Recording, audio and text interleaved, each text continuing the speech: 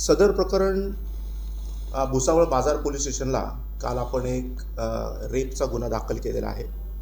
हे दोघंही म्हणजे आत्ता जी फिर्यादी आणि आत्ताचा जो आरोपी ABC आणि XYZ हे दोघंही मेजर आहेत. काही दिवसापूर्वी हे पळून गेले होते. आपल्याकडे पोलीस स्टेशनला एक मिसिंग केस देखील याच्यामध्ये दाखल झाली होती. त्याच्यानंतर ते MP ला गेले, मध्य प्रदेशमध्ये गेले आणि हा जो गुन्हा आहे हा नवीन कायद्याने झिरोची कायमी करून आपल्याकडे भुसावळ शहरला दाखल झालेला आहे.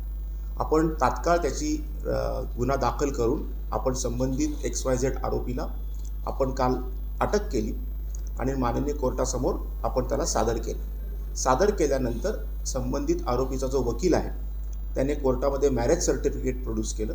त्याच्यामुळे आम्ही जो 4 दिवस PC मागितला होता तो माननीय कोर्टाने दिला नाही आणि सध्या आरोपीला ज्युडिशियल कस्टडीमध्ये रवानगी करण्यात आलेली आहे.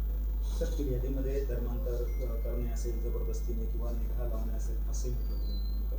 आता हे जे त्यांनी जे कोर्टामध्ये माननीय कोर्टामध्ये सांगितलं की आम्ही लग्न वगैरे झालेलं आहे ते आता तपासामध्ये व्हेरीफाय केलं जाईल.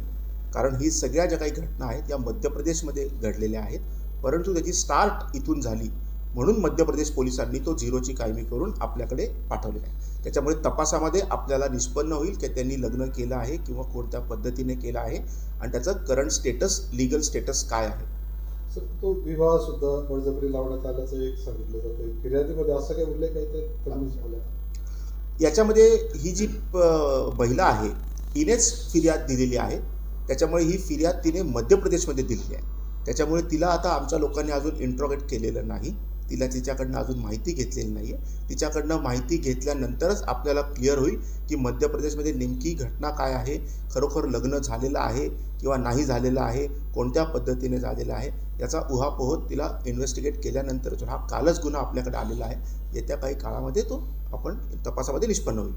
सर, फिर्यादीत असंही म्हटलं गेलेलं आहे की कॅफेमधले काही फोटो व्हायरल करण्याची धमकी देऊन तिथून हा सगळा प्रकार सुरू झाला.